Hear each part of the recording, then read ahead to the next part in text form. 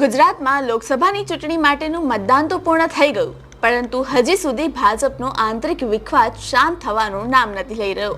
મતદાનની પ્રક્રિયા પૂર્ણ થયા બાદ હવે ભાજપના નેતાઓ અને કાર્યકરોનો આંતરિક અસંતોષ હવે ખુલીને બહાર આવી રહ્યો છે।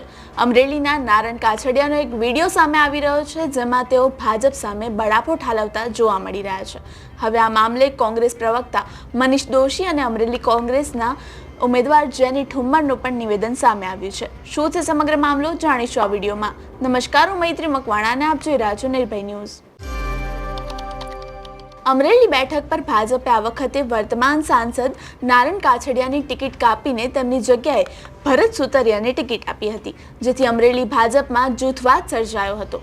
ભાજપ દ્વારા અહીં ડેમેજ કંટ્રોલ કરવા માટે અનેક પ્રયાસ કરવામાં આવ્યા, પરંતુ મતદાનના આંકડા બહાર આવ્યા ત્યારે ભરત સુતરિયા હારે તેવા એંધાણ વર્તાતા આજે વર્તમાન સાંસદ નારણ કાછડિયાએ ઉમેદવારની પસંદગી મામલે ભાજપ પર પોતાનો બળાપો ઠાલવ્યો હતો। નારણ કાછડિયાએ ભરત સુતરિયા પર પ્રહાર કરતા કહ્યું કે ભાજપે મજબૂત ચહેરાની પસંદગી ન કરી, જેના લઈને હવે મતદાન ઓછું થયું હોય તેવું જણાવવામાં આવી રહ્યું છે। આ વખતની ચૂંટણીમાં અમરેલી બેઠક પર સૌથી ઓછું મતદાન થયું છે અને અમરેલી બેઠક પર 37.82% જ મતદાન થયું છે। આ વખતે 2019ની સરખામણીમાં ઓછું મતદાન થવાને કારણે રાજકીય પક્ષો ચિંતામાં આવી ગયા છે। આ વખતે મતદાન ઓછું થવાથી ભાજપમાં રહેલી આંતરિક જૂથબંધી છે। આ મામલે નારણ કાછડિયાએ શું કહ્યું તે સાંભળો આ વિડીયોમાં। કે ભારતીય જનતા પાર્ટીની અંદર જે વર્ષોથી જે કામ કરી રહ્યા છે જે કાર્યકર્તાઓ, એમની જગ્યાએ જ્યારે તમે સવારમાં કોઈ પણ પાર્ટીના કાર્યકર્તાઓને ભારતીય જનતા પાર્ટીમાં પ્રવેશ આપો, બપોર પછી એમને પદ આપો અને બીજેથી એમને ટિકિટ આપો, એ ખરેખર એ મને તો પસંદ નથી। એટલા માટે કે ભારતીય જનતા પાર્ટી એક એવી પાર્ટી છે કે એમની આગળ કાર્યકર્તાઓની ફૌજ છે, એમની પાસે આટલા ટાઈમથી સત્તા છે, છતાં પણ જે આજે લોકસભાની ચૂંટણીની અંદર સમગ્ર ગુજરાતમાં જે મતદારોમાં નિરસતા અને જે કાર્યકર્તાઓમાં ઉદાસીનતા હતી, એનું કોઈ કારણ હોય તો ભારતીય જનતા પાર્ટીની કાર્યકર્તાઓની જે અવગણના થતી હતી એ મેં નજરે જોઈ। એટલે ઉમેદવારનો રો પછીની બાબત છે, પણ જે તમને કહું કે આજે વર્ષોથી કામ કરતા હોય એ કાર્યકર્તા ઓડિયન્સમાં બેઠો હોય અને જે ગઈકાલે જે ભારતીય જનતા પાર્ટીમાં આવ્યા હોય એ ભારતીય જનતા પાર્ટીને અને પુષ્કળ ભારતીય જનતા પાર્ટીના નેતાઓને બેફામ રીતે વાણીવિલાસ કર્યો હોય, એ સ્ટેજ ઉપર બેઠા હોય ત્યારે ભારતીય જનતા પાર્ટીના કાર્યકર્તાની આંતરડી આ ઉમેદવારમાં પણ મને ટિકિટ નથી આપી એટલે મને બિલકુલ અફસોસ પણ નથી। હવે તો ચૂંટણી પણ પૂર્ણ થઈ ગઈ છે એટલે મને બોલવામાં જરા પણ વાંધો નથી, કારણ કે મેં પણ તનતોડ મહેનત કરી છે ભારતીય જનતા પાર્ટી માટે। મેં મહેનત નથી કરી, મેં ભારતીય જનતા પાર્ટીને મારા 38 વર્ષ થયા ભારતીય જનતા પાર્ટીમાં, એટલે ભારતીય જનતા પાર્ટી માટે મારું રૂવાડું ખેંચો તો ભારતીય જનતા પાર્ટીનું લોડ નીકળે। એટલા માટે કે આજે તમને કહું, ઘણા જિલ્લામાં એવા નેતા હતા કે જેમ ટિકિટ માગી હતી અને લાઇનમાં હતા, એમને ટિકિટ નહીં આપવાથી આજે ભારતીય જનતા પાર્ટીનો કાર્યકર્તા એક કોંગ્રેસની આગળ કશું નથી અમરેલી જિલ્લામાં, છતાં પણ આજે એટલું બધું તમને કહું કે ભારતીય જનતા પાર્ટીના કાર્યકર્તાઓને અને નેતાઓને મહેનત કરવી પડી છે આ ચૂંટણીમાં। કારણ કે ઉમેદવારની કમ્પેરિઝનમાં દરેક લોકો એવું કહેતા હતા ગામડાના અંદર અને કાર્યકર્તાઓમાં કે ભાઈ તમે આ પરિસ્થિતિ આવી કેમ નિર્માણ કરી, ત્યારે ખરેખર એક કાર્યકર્તાઓમાં નિરસતા હતી અને મતદારોમાં પણ નિરસતા હતી।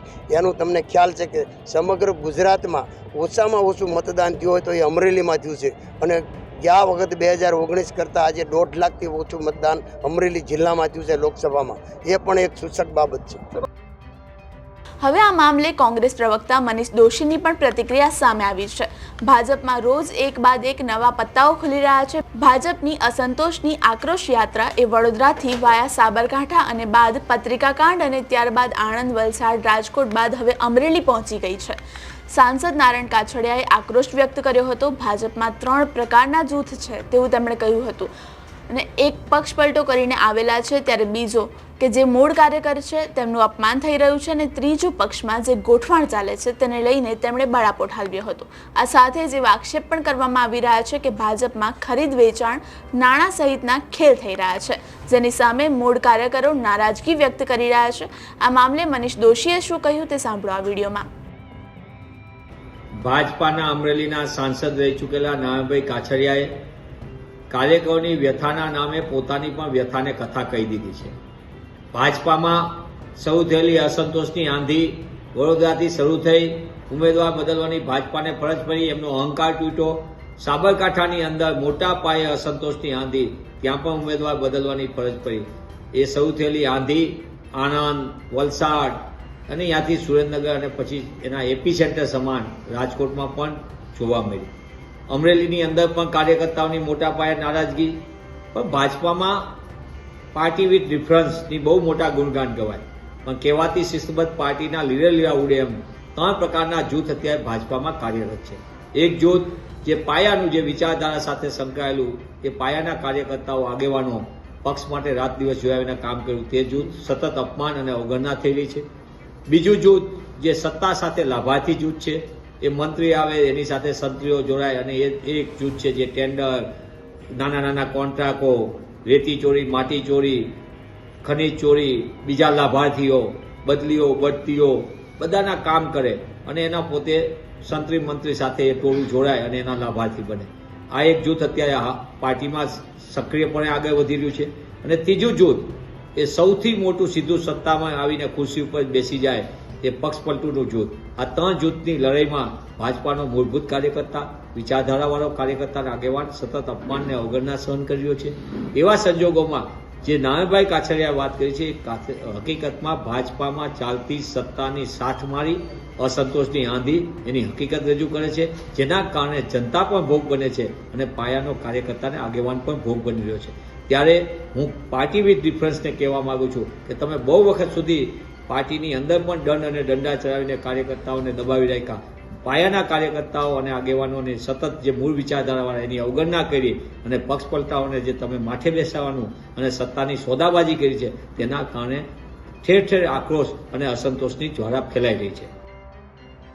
અમરેલીમાં સાંસદ નારણ કાછડિયાના બદલાતા સૂર જોઈને અમરેલી કોંગ્રેસના ઉમેદવાર જેની ઠુમ્મરે ભાજપ પર આકરા પ્રહાર કર્યા હતા કે ભારતીય જનતા પાર્ટી છે જેમને કોંગ્રેસ પક્ષને ભાંડવામાં કંઈ બાકી નથી રાખ્યું, એટલા માટે જ હવે ભાજપની હાથમાં કર્યા હૈયે વાગે જેવી સ્થિતિ થઈ ગઈ છે। અત્યાર સુધી તો ભારતીય જનતા પાર્ટીએ કોંગ્રેસના આંતરિક વિખવાદને લઈને ઘણા સ્ટેટમેન્ટ આપ્યા છે, પણ હવે ભાજપ શું સ્ટેટમેન્ટ આપશે?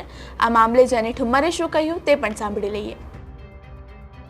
અમરેલીમાં ભારતીય જનતા પાર્ટીના પૂર્વ સાંસદ નારણભાઈ કાછડિયાએ આજે જે પોતાનો રોષ વ્યક્ત કર્યો છે, આ તકે હું ભારતીય જનતા પાર્ટીના પૂર્વ સાંસદને ખૂબ હૃદયપૂર્વકના ધન્યવાદ અને અભિનંદન પાઠવું છું, કારણ કે એમણે સત્ય લોકોની સામે લાવ્યા કે ભારતીય જનતા પાર્ટીની અત્યારની આંતરિક પરિસ્થિતિ શું છે। જે ગઈકાલની ઘટના થઈ કે જેમાં જયેશભાઈ રાદડિયાની જીત થઈ, એમાં પણ હું અભિનંદન આપીશ માનનીય દિલીપભાઈ સંઘાણીને કે જેમણે ભારતીય જનતા પાર્ટીથી ઉપર ઉઠીને જે સત્યનો સાથ આપવો જોઈએ આપ્યો ને જયેશભાઈ રાદડિયાની જીત થઈ।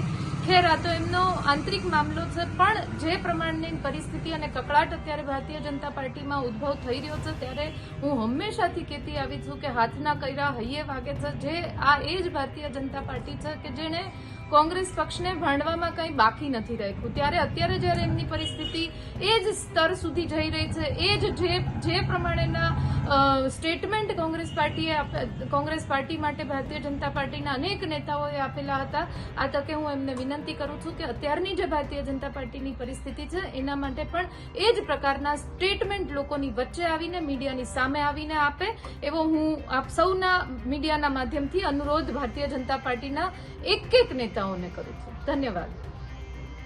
અમારો રિપોર્ટ તમને કેવો લાગ્યો તે કોમેન્ટ બોક્સમાં ચોક્કસથી જણાવશો। આવા જ ઇન્ફોર્મેટિવ વિડીયોઝ માટે આપ જોતા રહો નિર્ભય ન્યૂઝ। અમારી ચેનલ નિર્ભય ન્યૂઝને લાઇક, શેર અને સબસ્ક્રાઇબ કરવાનું ભૂલશો નહીં। આભાર।